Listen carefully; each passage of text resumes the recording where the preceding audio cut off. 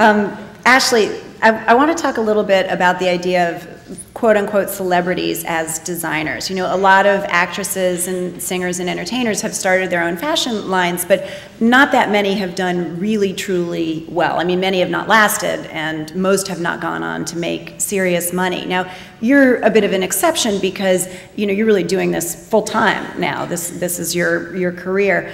But what advice would you give someone else who's looking to make that transition from acting, singing, entertaining into fashion? I think it's if they really want it and they're interested in it. I think a lot of celebrities get involved in it to have a licensing partner and to kind of slap their name on it and to add to their brand.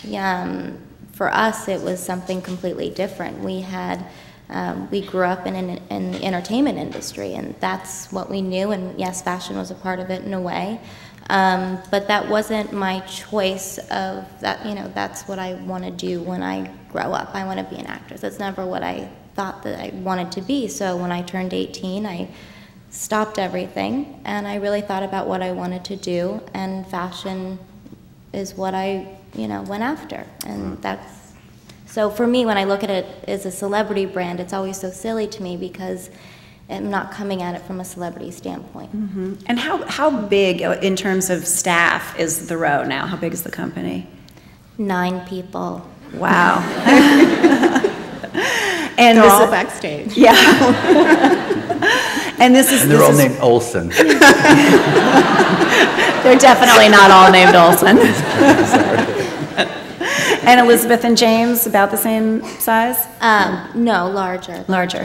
Yeah, probably 30 or something. Wow. But that's a licensed business, so we don't oversee the manufacturing and things like that. That's more just design input and branding and marketing and really focusing on that, which is what I love to do, is build brands and find void in the marketplace and build brands. That's my favorite thing. When you first got into the, you know, when you made that decision at 18 and you started talking to people about getting into the business, were any of them surprised that you wanted to be involved to the extent that you did, given that it is unusual?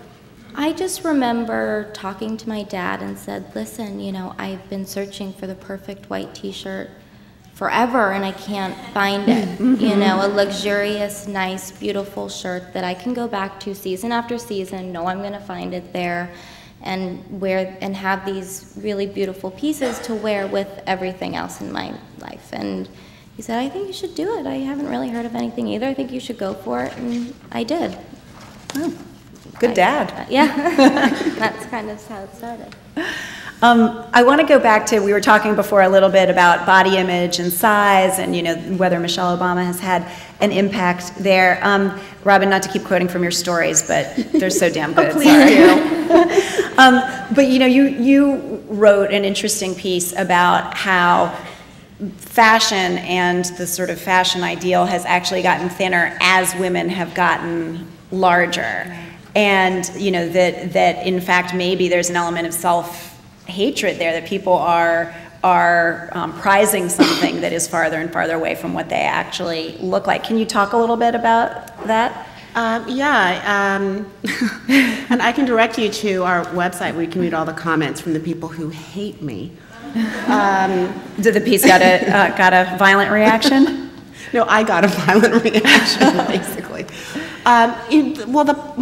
What made me think about it was the story about the Ralph Lauren model whose image had been retouched to the point of cartoonish. But, you know, I was thinking about the whole idea of, in the last decade, really, is when we've started to have this sort of extreme reaction to models because they've gotten so thin.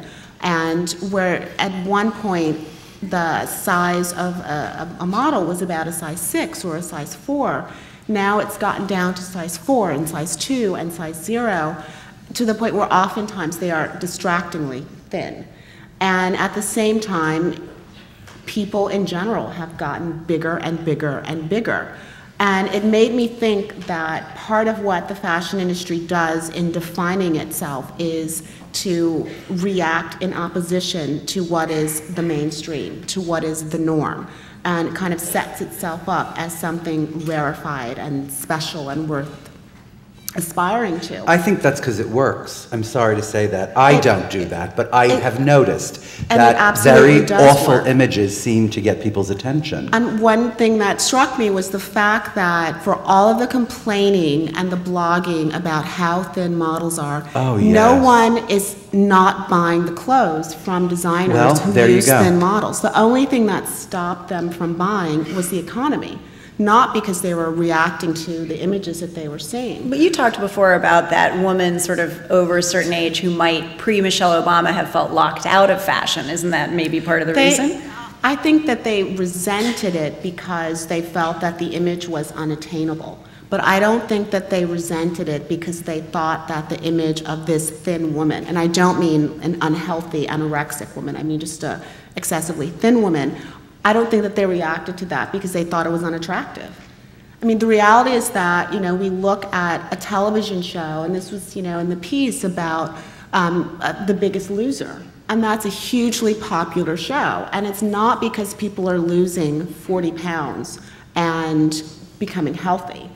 I mean, these people are throwing up in a gym so they can lose 100 pounds and get down to a size 2, and we're cheering them on. So as a culture, we really do relish thin. And as much as we complain about the thin models, we are drawn to them. But Isaac, you use women of different types in a lot of the Liz campaigns, and it must, I imagine you do it because it works. Well, I mean, that's hard to say. I mean, like, you know, I did it because I thought of it as an idea to kind of tolerate a model. Do you know what I mean? I thought, like, this is the brand that will tolerate a beautiful woman, you know, like a thin, young, gorgeous 20-year-old woman, you know. They'll, okay, you can come in the picture too. Do you know what I mean? That was the sort of like thought about those ads, you know? Yeah. But it was like this idea of looking at women as, you know, as the beginning of things. Like, oh, you are beautiful already. You know what I mean? Like, I'm not going to try to make you look beautiful. You look beautiful already. It's like, you know, I had this fashion show this spring where I had like this, it was sort of like a, what's the word, where you can't get somewhere, there's an obstacle course, right? And people couldn't understand what I was trying to say with. Why did I have a rain machine and a wind machine and a staircase, and like, why did I make it harder for the girls to look beautiful, you know? And it's my point that I think people look beautiful when they are walking upstairs and when they are walking through rain, you know, and when they are, you know, too much wind on them. I think they are beautiful, and, you know, that may be just a little bit too kind of idyllic or something, but I do think beautiful people are beautiful. Okay, up with people, all right?